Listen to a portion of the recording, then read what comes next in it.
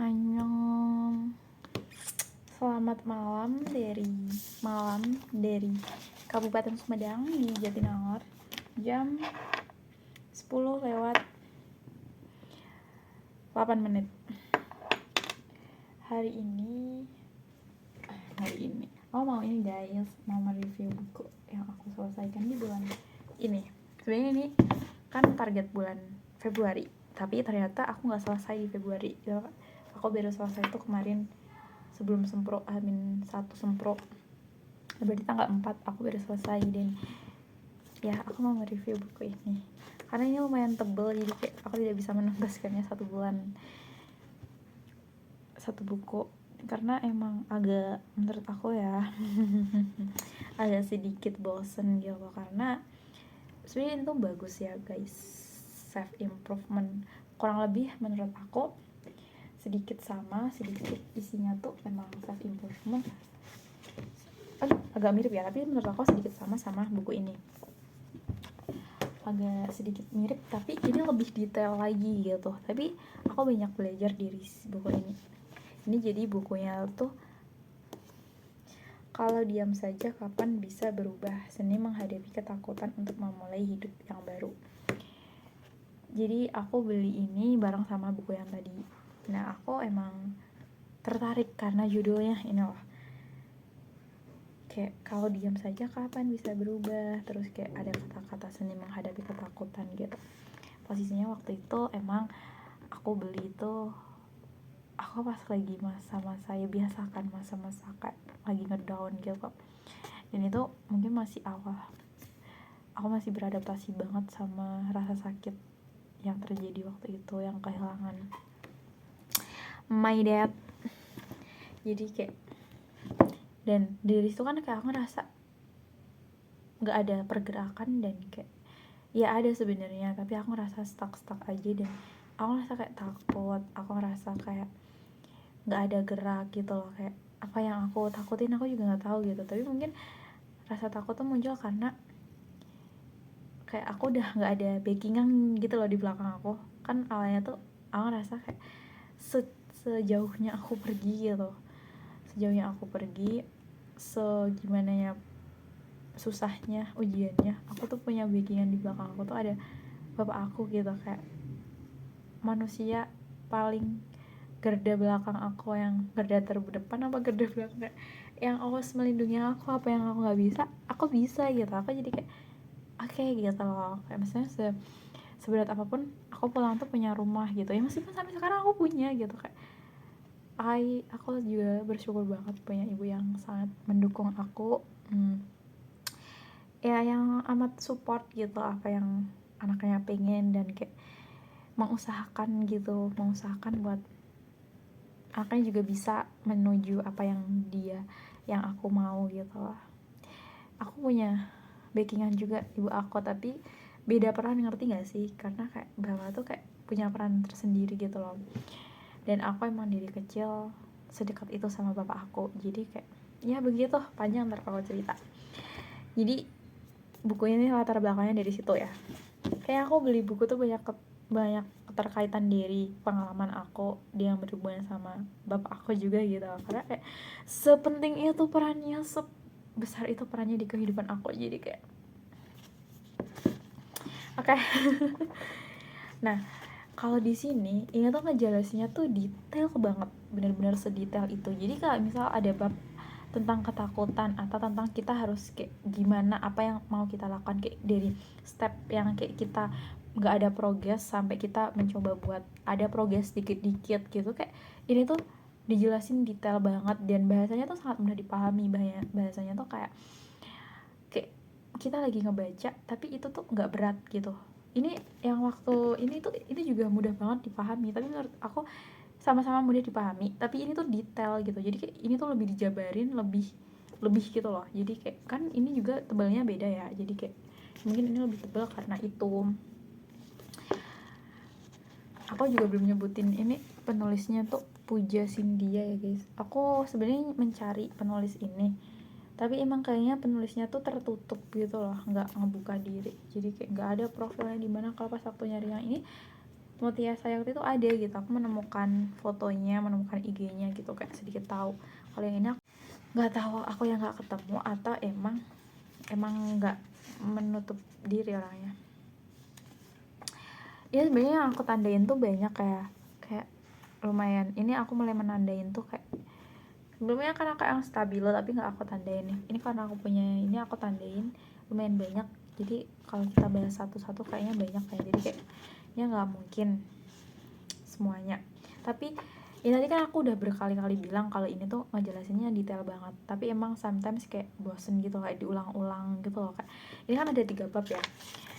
Jadi kayak bab 1, 2, 3 tuh ada keterkaitan. Jadi kayak kadang diulang lagi gitu loh. Omongannya diulang-ulang gitu.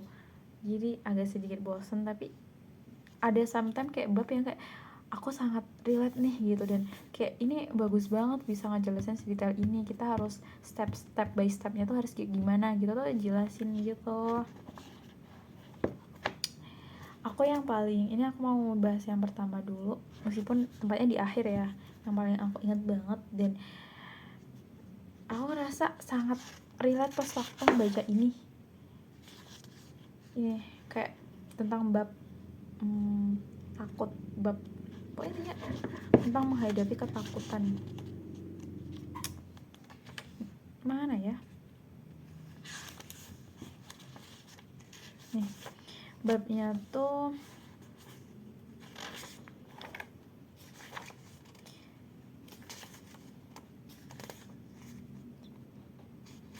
bukan,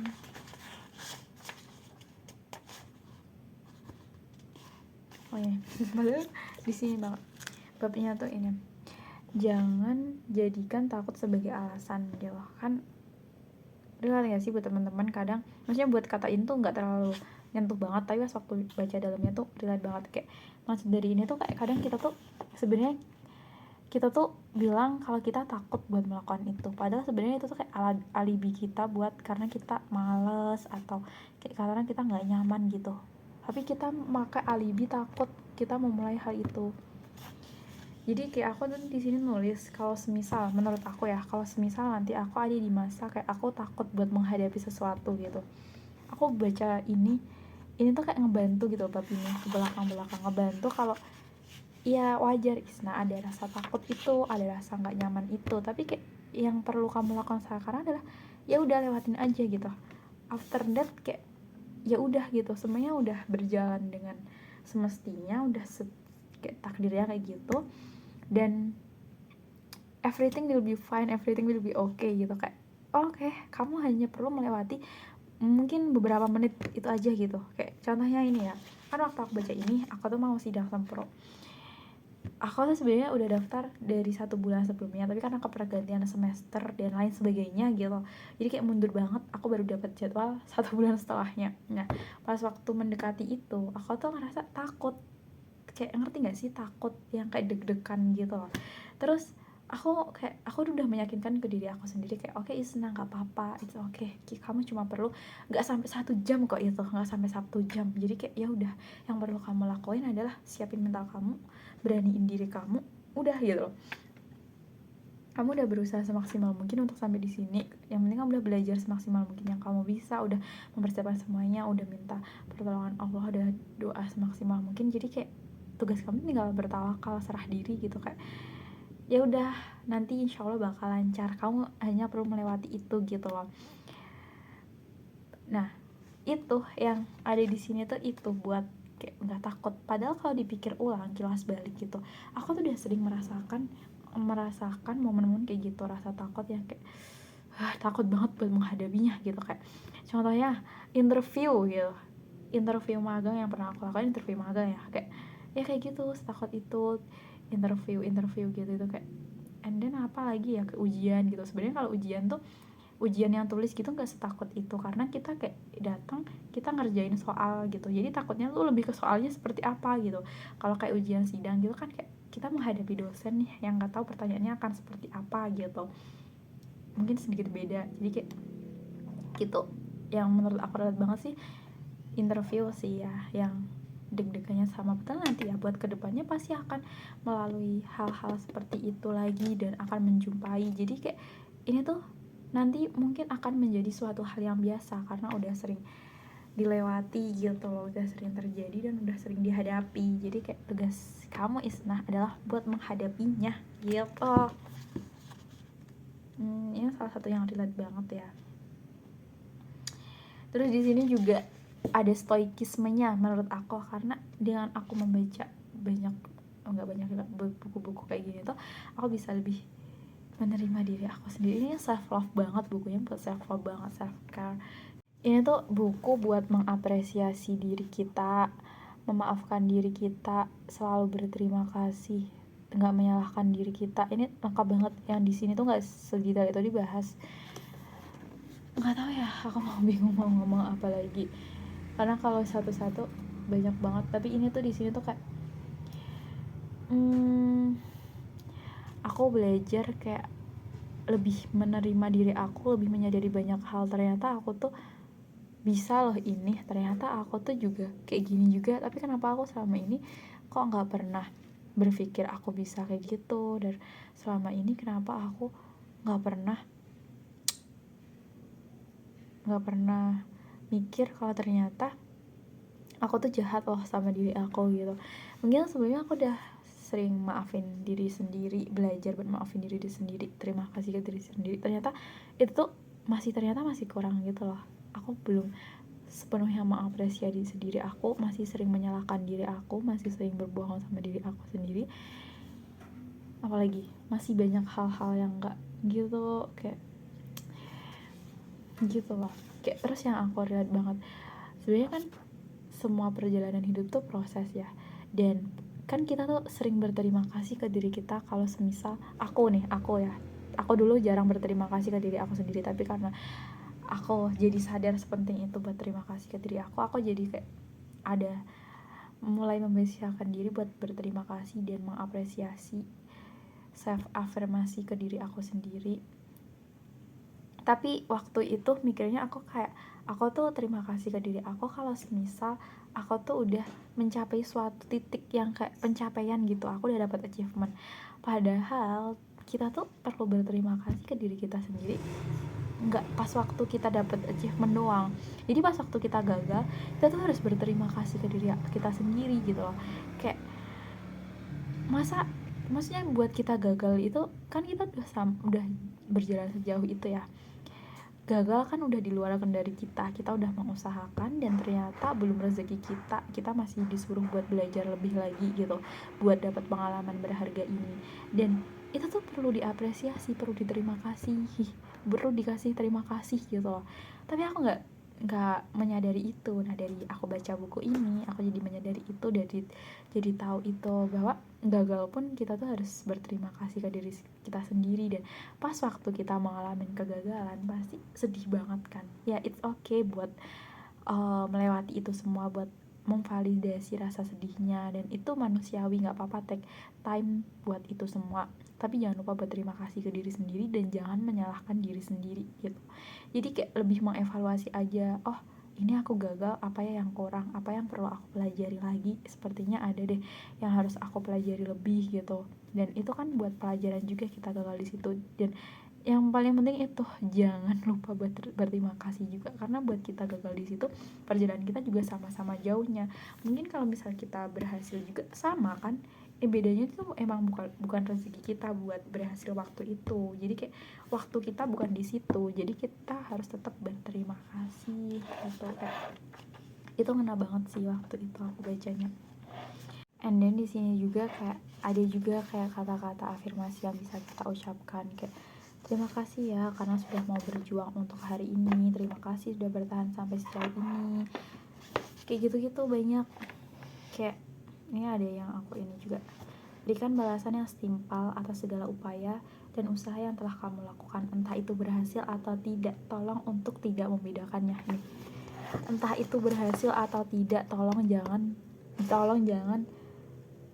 untuk tidak membedakannya, tolong jangan membedakannya. Jadi kayak ya nggak berhasil sama berhasil atau enggaknya kayak udah di luar kendali kita. Jadi kayak jangan gitu loh.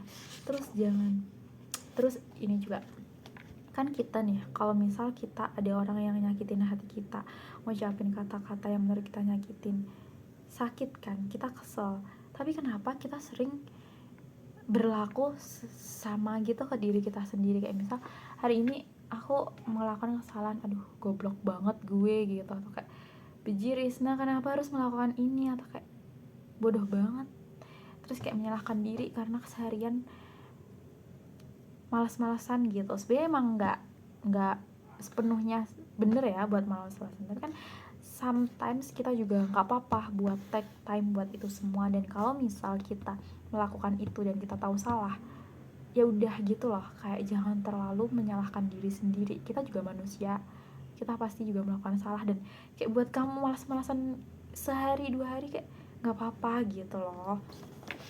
Kayak karena kita tuh mikirnya kita tuh harus selalu positif, kita harus selalu produktif, jadi kayak pas kita melakukan kayak gitu, jadi kayak kita merasa kita tuh salah banget. Kata-katanya ya, apa yang membuatmu sampai mencaci dan menghina dirimu? Kesalahan apa yang kamu lakukan sehingga membuatmu dihina sedemikian kasarnya oleh dirimu sendiri? Terus ada juga, aku nggak tahu ya, aku udah tahu sebenarnya bahagia tuh dari diri kita sendiri yang menciptakan gitu. Meskipun kita juga sering merasakan bahagia dari orang lain, kayak kumpul sama teman, kumpul sama keluarga, tapi sebenarnya di kebahagiaan itu tuh munculnya tuh dari diri kita sendiri. Jadi kalau misalnya kita ngerasa kayak living lonely banget gitu, kayak kita kayak aduh susah banget nih buat bertahan hidup sendirian banget, ya kita coba menciptakan hal-hal bahagia yang bisa bikin kita happy gitu. Meskipun aku udah merasakannya dan itu gak semudah itu ya, tapi at least dikit demi sedikit kita bisa mencobanya gitu loh. Jangan kita tuh jangan menyandarkan, jangan bersandar atas kebahagiaan kita tuh ke orang lain, kayak misal ke pasangan atau apa gitu. Jangan, no. Ya itu sebenarnya perlu, tapi nanti pas waktu kita tuh udah ada di maksudnya aku ya, pas waktu udah di masanya. Tapi jangan sepenuhnya gitu loh, ngerti gak sih? Kayak kita tuh juga harus punya take time buat diri kita sendiri, dan kita juga harus bisa membuat diri kita tuh happy dengan cara kita gitu. Biar kalau misal kita lagi di masa kayak sendiri, kita nggak seterpuruk itu, kita nggak bergantung sama orang lain. Dan di sini juga aku juga relate, juga menyadari juga tentang kelebihan gitu. Aku tuh misal ditanya apa sih kelebihan kamu gitu, pasti bingung, mindernya tuh lebih, emang ini tuh bisa dianggap kelebihan aku ya, atau mungkin ini bukan kelebihan deh, kayaknya semua orang juga bisa melakukannya gitu, bukan aku doang yang bisa, banyak orang yang bisa gitu. Padahal itu sebenarnya itu juga salah satu kelebihan gitu. Kayak ini aku bener-bener menyadari kayak aku suka baca, aku suka nulis dari dulu, aku suka masak, itu tuh sebenarnya kelebihan gitu loh. Tapi kayak aku tuh buat mengungkapkan itu ke orang, buat menunjukkan itu tuh kayak kadang malu, kadang kayak aku nggak ngerasa itu kelebihan aku nggak ngerasa kayak itu biasa aja. Padahal ya, kalau memang kamu suka membaca, itu juga salah satu kelebihan. Nggak semua orang suka baca, nggak semua orang suka nulis, nggak semua orang bisa masak dan juga suka masak. Meskipun ya emang banyak yang suka baca, banyak yang suka nulis, tapi nggak semuanya gitu loh. Jadi kayak itu tuh juga salah satu kelebihan. Dan kayak suka mengamati orang di sekitar kita tuh itu juga salah satu kelebihan yang nggak semua orang miliki gitu loh. Jadi kayak hal-hal kecil kayak gitu tuh baru aku sadari sekarang gitu. Kayak ini, kalau kamu bisa lebih peka dan memahami dirimu lebih baik lagi, satu kelebihan kecil aja bisa membuat perubahan besar dalam hidupmu gitu. Jadi kayak dari situnya aku semakin kayak apa yang aku suka, ya udah aku bangga dengan itu gitu. Kayak aku suka nonton drakor nih, aku bangga dengan aku suka nonton drakor, karena dengan aku nonton drakor aku bisa happy, aku bisa belajar banyak hal dari slice of life, dari cerita itu, dari persepsi lain yang mungkin sebelumnya aku nggak pernah berpikir kayak gitu. Ternyata bisa juga ya kayak gini, ternyata ini pemikiran yang bagus juga, ini ternyata bener juga gitu. Jadi kayak lebih terbuka aja, open minded. Dan dengan baca buku, sekarang aku juga udah mencoba buat nyoba baca novel gitu-gitu, itu aku jadi suka. Terus kayak mencoba buat suka lari, olahraga gitu. Sebenarnya nggak suka banget, tapi aku mencobanya dan ternyata asik gitu. Jadi kayak gitu-gitu juga jadi salah satu hal yang sebenarnya nggak aku sadari tapi ternyata aku punya gitu. Ya begitu ya. Udah deh kayaknya itu saja yang mau dibahas, atau ada lagi yang terakhir ya kayaknya. Jadi aku habis bukber juga tuh lagi ngomongin sama temen aku yang udah lama banget gak ketemu, padahal dia tuh achievementnya tuh banyak, tapi sesusah itu hidupnya menurut dia, seberat itu gitu. Semua orang tuh berat hidupnya, gak ada yang kayak life is heavy, dan ya struggle tuh pasti ada. Dan yang aku ngelihat dia udah sekeren itu aja, dia masih sering membandingkan diri dia sama orang lain, masih sering compare dirinya, terus masih ngerasa kayak kurang terus gitu. Jadi buat ngerasa cukup dalam hal kayak gitu tuh sangat perlu gitu. Kalau sudah waktunya kamu sampai, kamu akan sampai di waktu yang tepat ketika kamu sudah benar-benar memahami arti dari perjalananmu selama ini. Aku ngerasa aku sekarang lebih bisa menerima diri, aku lebih bisa mencoba buat cukup meskipun masih belajar. Dan kalau misalnya ngeliat achievement orang tuh kayak ya keren, tapi aku nggak harus comparing banget gitu. Tapi aku nggak tahu, tapi semoga aku bisa lebih baik lagi dari sekarang buat self love dan self care ke diri aku sendiri. Tapi nanti pas waktu aku udah di tahapnya, aku udah lulus, udah waktunya nyari kerja, aku nggak tahu struggle-nya itu segimananya, seakan gimana. Jadi I hope aku nggak nge-compare diri aku sama achievement orang, dan aku fokus aja ke diri aku, focus of myself. Dan bismillah, semoga rezeki gitu, jadi kayak diperlancar, dipermudah jalannya gitu. Ya ini seperti ini, kalau kita udah sampai waktunya pasti kita balasan. Dan I hope waktunya nyampe itu bisa cepet gitu. Begitulah jadi review singkat yang lama juga dari buku ini. Overall buku ini bagus, meskipun ya tadi aku bilang bosen gitu, dan aku lama kan nyelesainnya. Begitu. Ya udah, bye bye. Terima kasih buat reviewnya. Ini buat thumbnail.